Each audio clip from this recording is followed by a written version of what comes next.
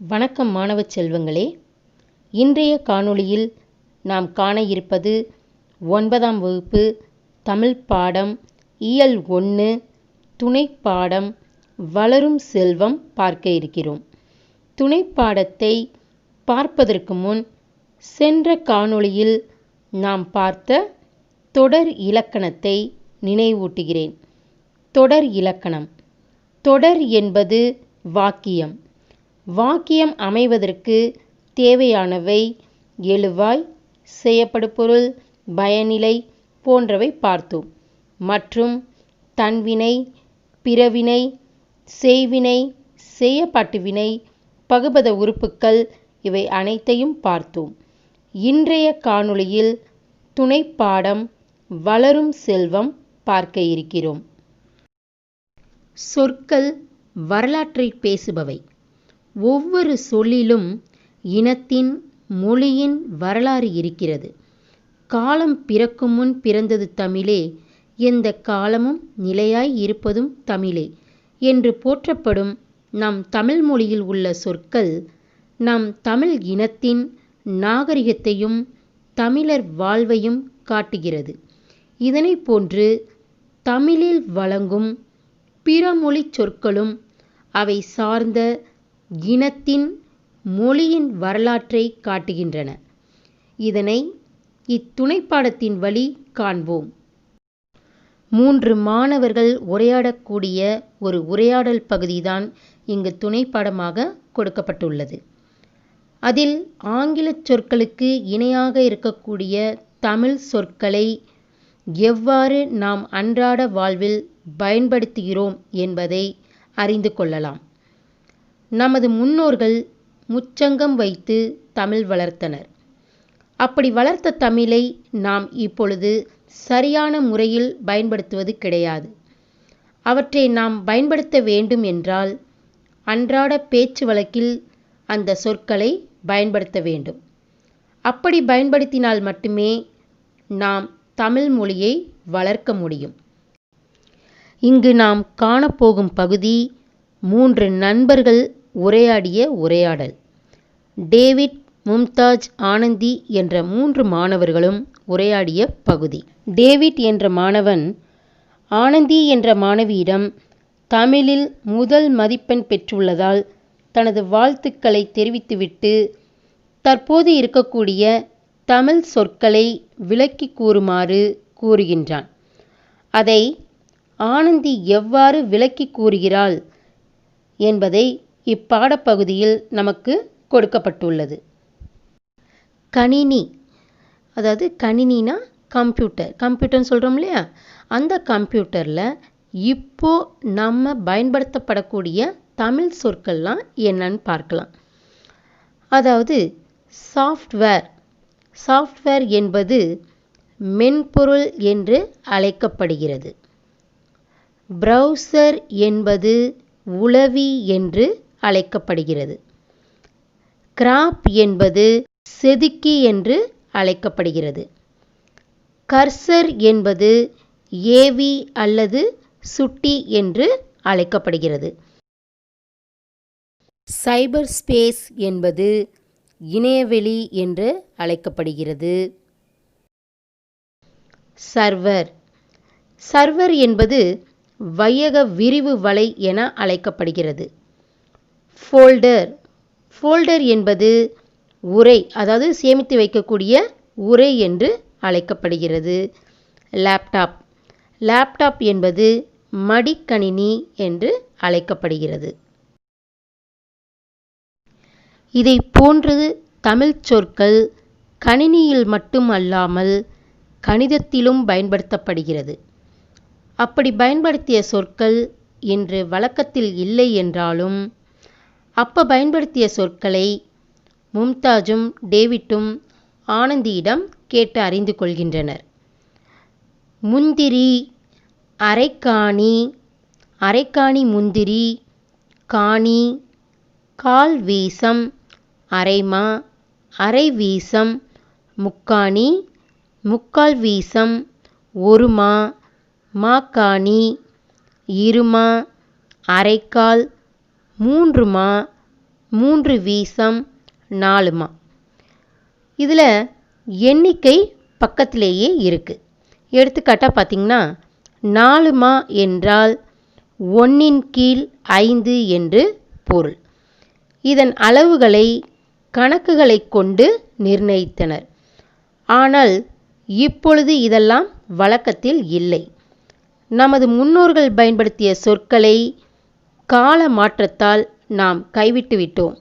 ஆனால் நாம் நினைத்தால் அவற்றையெல்லாம் மீட்டெடுக்கலாம்.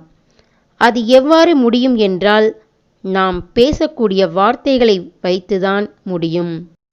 ஒரு துறை எங்கு வளர்க்கப்படுகிறதோ அங்குள்ள மொழி அத்துறையில் செல்வாக்கு பெற்றிருக்கும்.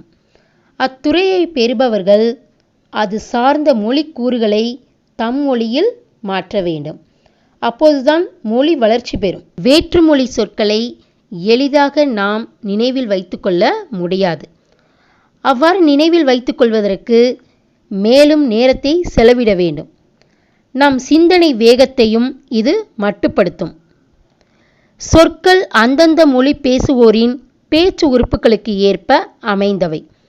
அவற்றை நாம் பேசும்போது ஒலி திரிபு ஏற்பட்டு பொருள் மயக்கம் உண்டாகும். இது ஒருபுறம் இருக்க, ஒரு காலகட்டத்தில் தாய்மொழி சார்ந்த சொற்களின் எண்ணிக்கையை விட வேற்றுமொழி சொற்களின் எண்ணிக்கை அதிகமாகும். தமிழ் மொழியில் அறிவியல் சொற்களுக்கான கலைச்சொற்களை உருவாக்க வேண்டும். கலைச்சொற்களை ஒலிபெயர்ப்பு செய்தோ மொழிபெயர்ப்பு செய்தோ உருவாக்க வேண்டும். அப்படி வளர்த்தால்தான் தமிழ் மொழியை வளர்க்க முடியும்.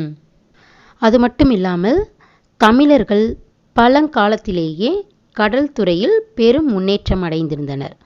சங்க இலக்கியம் பார்த்திங்கன்னா நாவாய், வங்கம், தோணி, களம் போன்ற பல வகையான கடற்கலன்கள் இயக்கப்பட்டதற்கான குறிப்புகள் இருக்குது. நாவாய், வங்கம்னா படகு, கப்பல், கடலில் போகக்கூடிய அந்த டிரான்ஸ்போர்ட்லாம் என்னென்ன போகுமோ அது அத்தனையும் போனதுக்குரிய குறிப்புகள்லாம் இருக்குது.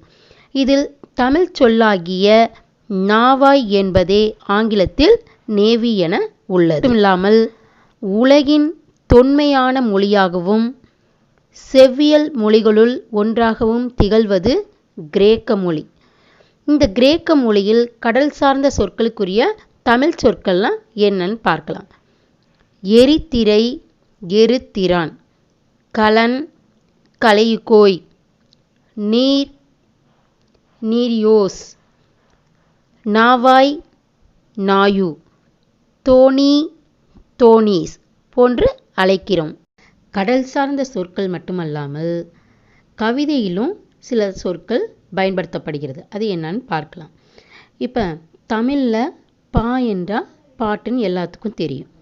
அதே கிரேக்க மொழியில் தொன்மையான காப்பியமாகிய இலியாத்தில் பாயியோனா என குறிப்பிடப்பட்டுள்ளது. அப்பல்லோ என்னும் கடவுளுக்கு பாடப்படுவது, பா என்றால் கிரேக்கத்தில் அப்பல்லோ என்னும் கடவுளுக்கு பாடப்படுவது என்று பொருள். பா வகைகளில் ஒன்று வெண்பா. நமக்கு எல்லாத்துக்கும் தெரியும் வெண்பா. வெண்பாவோட ஓசை செப்பலோசை. இது நம்மளுடைய தமிழ் சொற்களில். இதே கிரேக்கத்தில் வெண்பாவுடைய பாடல்கள் அனைத்தும் சாப்போ என அழைக்கப்படுகிறது. பாவின் சுவைகளில் ஒன்றாக இளிவரல் என்ற துன்பச் சுவையை நம்முடைய தமிழ் சொல் காட்டுகிறது. இதே கிரேக்கத்தில் துன்பச் சுவையுடைய பாடல்களை இலிக்கியா என அழைக்கப்படுகிறது. அதாவது இளிவரல் என்பதை இலிக்கியா என அழைக்கிறாங்க. எரித்ரேசியன் ஆஃப் த பெரிப்ளஸ் என்ற கிரேக்க நூல் கிரேக்கத்திலிருந்து தமிழகத்திற்கு வரும் கடல் வழியை விளக்குகிறது. அப்போ நம்முடைய தமிழ் அனைத்து இடங்களிலும் சிறந்து விளங்கக்கூடியதாக இருந்திருக்கு. அந்த நூலில் அப்பயே குறிப்பிட்டிருக்காங்க. எரித்திரை என்பது கடலை சார்ந்த பெரிய புலம் என்பதே எரித்ரேசியன் ஆஃப் த பெரிப்ளஸ் என ஆகியுள்ளது. இதுபோல் தொல்தமிழின் வளர்ச்சி தொடரவும் நிலைத்திருக்கவும் நம்மாலான பணிகளை செய்ய வேண்டும். வளர்ந்து கொண்டிருக்கும் அறிவியல் துறை கலைச்சொற்களை உடனுக்குடன் தமிழ் சொற்களை மருத்துவம், பொறியியல், கணினி, விண்வெளி போன்ற பிற துறைகளிலும் பதிவு செய்து நம் மொழிக்கு கொண்டு வர வேண்டும். நம் மொழியில் புதிய புதிய சொல்வளம் பெருக வேண்டும். அப்போதுதான் தமிழ் வளமை பெற்று நாம் பயன்படுத்துவதற்கு இனிமையாகவும் எளிமையாகவும் இருக்கும். அப்படி இருக்கக்கூடிய தமிழை நாம் படித்து இன்புற்று பயனுறுவோமாக. அடுத்ததாக பாடத்திற்கு கீழே தமிழ் எண்கள் அறிவோம் என கொடுத்திருக்காங்க. அதை பாருங்கள் ஒரு நிமிஷம். காவு ஞாசாரு சாயே ஆ கு காஜீரோ என குறிப்பிட்டிருக்கு. இதை எளிமையாக எப்படி படிக்கணும்னு சொல்லித்தரேன், கேளுங்க. கடலை உருண்டை ஞமச்சு சமைச்சு ருசிச்சு சாப்பிட எங்க அம்மா கூப்பிட்டாங்க. கடலை உருண்டை ஞமச்சு சமைச்சு ருசிச்சு சாப்பிட எங்க அம்மா கூப்பிட்டாங்க. இந்த சொற்களில் இருக்கக்கூடிய முதல் எழுத்தை மட்டும் நீங்கள் ஞாபகம் வைத்துக் கொள்ளுங்கள். மிக எளிமையாக நீங்கள் எழுதிவிடலாம், படித்து விடலாம்.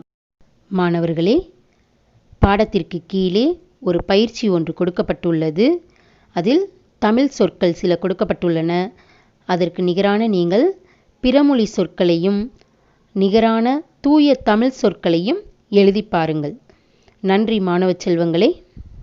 மீண்டும் அடுத்த காணொளியில் இயல் 2 செய்யுள் பார்க்கலாம்.